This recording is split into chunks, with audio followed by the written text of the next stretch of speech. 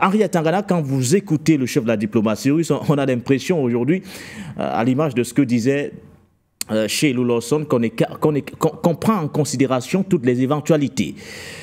Affrontement direct ou pas, ou encore affrontement nucléaire, toutes les possibilités sont prises en considération. Mais si on en arrive là, à cet affrontement nucléaire, il sera bénéfique à qui, Henri Atangana? Dire à qui l'affrontement nucléaire sera bénéfique, c'est être Madame Soleil. C'est très difficile de dire.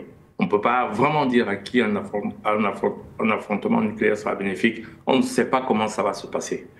Personne ne sait comment ça va se passer, surtout que les armes nucléaires actuellement sont très puissantes. Mais là, nous avons des signaux de plus en plus visibles, Henri. Nous avons des signaux. L'agression permanente du territoire russe, ces missiles à longue portée, l'incompréhension totale d'ailleurs du discours russe jusqu'ici, les difficultés de compréhension des exigences, voire des conditions préalables mises sur la table depuis 2021. Sergueï Lavrov a évoqué certaines d'entre elles, entre autres la demande d'engagement de non-adhésion de l'Ukraine à l'OTAN ou encore à tout autre bloc militaire jusqu'ici qui ne sont pas respectés, entre autres. On a l'impression que petit à petit, ces signaux sont clairement mis au devant de la scène et que tôt ou tard, nous ferons face à cet affrontement nucléaire qui se dessine. Oui, ça c'est une bonne lecture, en tout cas une lecture très réaliste de la chose. Et à côté de cette lecture très réaliste, on oppose souvent une lecture intellectuelle, c'est-à-dire de dire que le bon sens veut que personne n'utilise, parce que l'utilisation sera l'anéantissement de tout le monde. Voilà, pour qu'on comprenne ce que c'est que l'anéantissement de tout le monde, je voulais d'abord expliquer qu'on se fasse un ordre de grandeur. Parce que les gens ne se font pas un ordre de grandeur de ce que c'est qu'une bombe nucléaire. Le seul ordre de grandeur qu'ils ont, c'est Hiroshima et Nagasaki. C'est déjà, ça fait déjà peur, très peur. On rase une ville facilement. Il faut bien savoir que les bombes nucléaires aujourd'hui, c'est Hiroshima, Nagasaki, 100 fois. Une seule tête. 200 fois certaines. 300 fois la puissance. Il faut savoir aussi que ces bombes nucléaires ont des vecteurs, qui sont des missiles. Et que parfois, un seul missile peut porter 6 têtes. Donc, si on jette sur une grande ville comme Paris, comme Washington, 6 têtes nucléaires, dont chacune est 400 fois la bombe de Nagasaki, vous imaginez les dégâts. On a même du mal à imaginer ces dégâts-là. D'abord, le souffle de l'explosion, les températures qui vont aller de là, et puis la radioactivité qui va se dégager de la ville pendant plusieurs années et ne pourra pas être habitée. Vous allez me dire que oui, vous allez peut-être être dans un autre coin du monde, mais n'oubliez pas qu'aujourd'hui, rien que les vents qui viennent d'Afrique arrivent en Europe et ils font le tour du monde.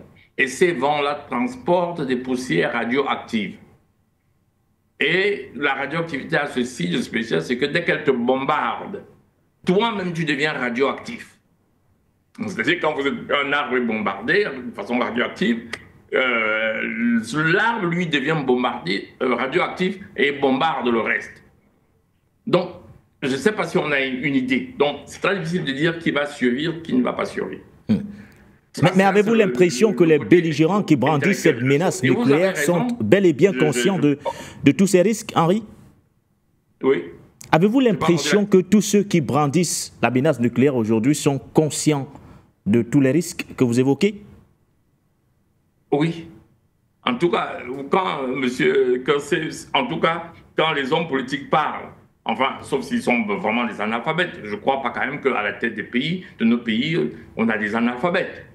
Je veux dire que tout homme politique aujourd'hui qui est en état-major sait que les bombes nucléaires aujourd'hui sont 400 fois celles d'une seule tête de Nagasaki. C'est des informations qu'ils ont. Et alors, je reste encore sur ce côté. Et puis, à côté de ça, c'est l'approche intellectuelle. Il y a l'approche matérielle, comme vous avez dit, l'approche pratique, qui est que ben, si vous essayez d'attaquer la Russie, pour pouvoir avoir la doctrine que vous voulez, il n'y a aucun pays qui va se laisser envahir. Vous essayez de battre la Russie, à un moment, elle va déclencher l'arme nucléaire. Ce sera la même chose pour tous les autres pays. Ne vous faites pas d'illusions. Il n'y a jamais eu une guerre où vous avez battu quelqu'un qui avait une arme qui peut vous arrêter. C'est l'approche, en revanche, pratique que vous avez. Dites que, voilà, ça c'est pratique. Si vous dites que vous attaquez la Russie, vous avez commencé par une guerre conventionnelle. Mais si la Russie se sent débordée, vous ne pouvez pas me dire qu'elle va dire « je laisse qu'un pays vienne me dominer, vienne me prendre en otage, je laisse ma bombe nucléaire ». Ça, il faut être un rêveur pour penser ça. J'ai dit que si Hitler avait eu la bombe nucléaire, au moment où il a senti qu'il était en danger, il aurait appuyé sur le bouton nucléaire. Je rappelle quand même en passant que pour moins que ça, les États-Unis ont utilisé la bombe nucléaire alors qu'il n'y avait aucun danger contre eux. De un.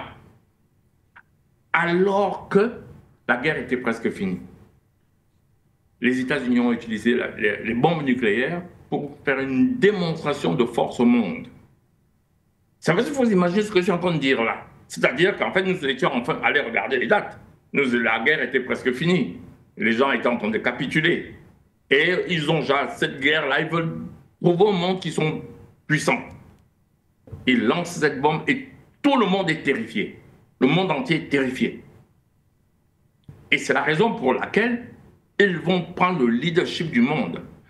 Et que d'ailleurs, Theodore Roosevelt sa théorie du Big Stick Ideology, c'est-à-dire que la politique du gros bâton, eux disaient souvent, parlez aux gens gentiment, mais il faut toujours avoir le gros bâton. C'est une façon de dire que s'ils n'écoutent pas quand vous parlez gentiment, ils vont taper sur vous. Ça, c'est la doctrine américaine. C'est une doctrine théorisée depuis Theodore Roosevelt. Et à partir de ce moment, ils se sont dit, nous sommes puissants et on doit diriger le monde. D'abord parce qu'ils le faisaient avant, c'est-à-dire qu'ils se sont enrichis avec l'esclavage.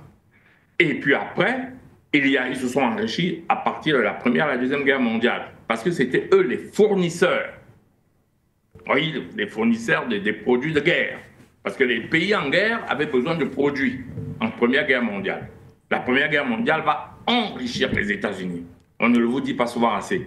C'est eux qui fournissaient tout le matériel militaire. Et comme vous le savez très bien que dès qu'un pays commence à vendre à l'étranger, la balance de paiement devient excédentaire. Et puis il y a eu la Deuxième Guerre mondiale. À la sortie de la Deuxième Guerre mondiale, ils ont peut-être participé, mais ils n'ont fait qu'un débarquement en Normandie. Pourquoi est-ce qu'ils ont connu la guerre sur leur sol? Très peu. Très peu. À la sortie de la Deuxième Guerre mondiale, même les boîtes de conserve corned beef venaient des États-Unis. Oui, ça venait des États-Unis. Ils avaient, à la sortie de la Deuxième Guerre mondiale, 75% du stock d'or mondial. Pour rappel, les monnaies à l'époque étaient étalonnées à l'or. Ça veut dire que quand vous vendez, vous avez des devises. En réalité, ces devises sont convertibles en or. Voilà, donc le pays vous donne de l'or parce qu'il y avait une équivalence stricte. Voilà. Et après cette démonstration de force, on va créer l'ONU. On va créer l'ONU parce qu'on ne voulait plus ça. Les Européens ne voulaient plus la guerre. Parce que ces guerres étaient dévastatrices. Quand on pense à l'idée de la guerre, ça fait rire. Quand on vous dit on va s'attaquer, ça fait rire. Mais quand après une guerre, vous regardez les bilans, vous vous dites mais pourquoi on a fait ça? C'est ça qui est en train de se passer en Ukraine. C'est ça qui s'est passé après la Deuxième Guerre mondiale. On a créé l'ONU. On a créé l'ONU pour que les États se rencontrent pour qu'il n'y ait plus de guerre. Donc, pour un endroit de débat. Qu'est-ce qu'est devenu l'ONU? Cet endroit de discussion. Un espace contrôlé par les Américains. C'est ça qu'est devenu l'ONU. Et dans l'ONU, ils se sont dit, nous, on est les plus forts, nous, on parle, et vous, vous taisez. Ils ont commencé à prendre tous les autres pays en disant, ben, rentrez à l'OTAN, nous allons vous protéger militairement. Monsieur Nguéné, contre qui? Les pays de l'OTAN sont protégés par les États-Unis contre qui? Mais pourquoi les gens ne se posent pas cette question? Il y avait la guerre froide, il y avait un équilibre, oui, mais personne n'a jamais vraiment pensé que pendant la guerre froide, l'arme nucléaire allait être utilisée. Parce que, évidemment, après l'utilisation des bombes de Hiroshima et de Nagasaki, tous les pays vont aller à la course à la guerre, à l'arme nucléaire. Et les États-Unis ne veulent pas. Vous vous souvenez des sanctions contre l'Iran qui voulait obtenir l'arme nucléaire. Des sanctions, en tout cas, contre tous les pays qui essayaient d'avoir l'arme nucléaire sans l'approbation des États-Unis, sans qu'ils ne soient vassalisés par les États-Unis. Je vais passer dessus, sinon on risque de rester longtemps. Monsieur Che Elulawson a fait une introduction brillante, historique, qui permet de voir ça, de voir comment ça s'est passé. On se retrouve alors avec un pays qui arrive aux États-Unis, qui dit, bon voilà, on contrôle l'ONU, on crée une armée appelée l'OTAN, qui est sous notre contrôle, et on dirige le monde. Ils vont demander à tout le monde, parce qu'il faut quand même expliquer comment on en est arrivé à ce que le dollar devienne la monnaie de référence dans le monde. Les États-Unis, parce que quand il y avait des échanges, comme les monnaies correspondaient alors, il y avait des échanges d'or aussi. Par exemple, si je vends aux États-Unis et que j'ai plein de dollars, à un certain moment, je dis, bon, voilà, j'ai des dollars, donne-moi l'or. Puisqu'il y avait une équivalence. Le papier n'était qu'une représentation de l'or que j'ai. Ça facilitait la transaction. Mais à un moment, il fallait quand même équilibrer en échangeant de l'or. Vous imaginez que des tonnes d'or se promenaient dans le monde. Et les États-Unis viennent et disent, non, arrêtez ça, laissez l'or chez moi, utilisez le dollar, mais le jour où vous avez besoin de l'or, venez. Comme ça, les transactions sont facilitées. Tout le monde dit oui, même s'il y a des méfiances. Je dis bien qu'il y a des méfiances. Parce que pendant qu'on crée Bretton Woods, à partir de ce moment-là, évidemment, les négociateurs américains voulaient déjà que le dollar soit une monnaie de référence. Et il y avait le célèbre Ménard, que tout le monde connaît, que tous les économistes connaissent, qui proposait déjà que le dollar ne soit pas une monnaie de référence. Parce qu'on connaît les conséquences de ce que c'est qu'une monnaie de référence. Il proposait déjà les droits de tirage spéciaux.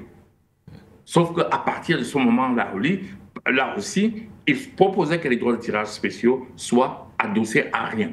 C'est-à-dire que ce soit une monnaie flottante. Voilà. Et les États-Unis ont dit non, voilà, nous préférons l'or. C'est important tout ça, parce que ça va expliquer pourquoi les États-Unis veulent rester dominateurs. Quand ils vont imposer de détacher leur monnaie du dollar, ils deviennent le seul pays qui n'achète rien dans le monde, mais qui prend, puisque le dollar n'est plus relié à rien. C'est pour ça que je voulais expliquer tout ça, pour que les gens comprennent ce que c'est que le dollar. À partir de 1971, ils disent, bon voilà, vous avez des dollars, mais nous on transforme plus en or. Et vous savez pourquoi personne ne dit rien? C'est parce qu'ils ont peur des États-Unis. Ils ont peur de la puissance militaire américaine. Il faut que les gens comprennent ça, parce qu'ils vont comprendre, comme M. Che l'a expliqué, quand vous avez un pays belliqueux qui passe tout son temps à vouloir dominer le monde. Il n'y a que ça. Si vous ne comprenez pas ça, le reste, vous n'allez pas comprendre. Alors voilà un pays qui a du papier, parce qu'il a décidé de façon unilatérale que lui, quand tu as du dollar, il ne te donne plus de l'or. Bref, il confisque ton or. C'est ça que ça veut dire, littéralement. Et qui a créé un papier que tout le monde prend. Ça veut dire que c'est l'un de ces pays du monde qui n'achète pas dans le monde entier, qui prend. Voilà. Et ils sont allés convaincre les pays vendeurs de pétrole, eux aussi, de vendre qu'en dollars. Et vous croyez que les pays de l'OPEP ont accepté pourquoi? Mais parce qu'ils avaient peur. L'Arabie Saoudite a demandé la protection des États-Unis d'aller dans le temps. Et du moment que quelqu'un vous protège militairement, ce qu'il vous dit, il vous l'impose. Pour sortir, Henri, pour sortir. Oui, je sais que ça prend du temps, je m'excuse. Pour preuve, quand vous bombardez les Arabes en Palestine, l'Arabie Saoudite ne dit rien. Pourtant, c'est les Arabes. Vous avez donc un pays, je sors par là, qui veut garder sa supériorité. Et pour garder sa supériorité, il doit dominer tout le monde. même la Russie. Et quand vous avez à côté un pays qui dit « moi, je ne veux pas être dominé », c'est ça qui justifie l'encerclement de la Russie par l'OTAN. Je pourrais expliquer pourquoi géopolitiquement, mais on reviendra peut-être une autre fois. Effectivement.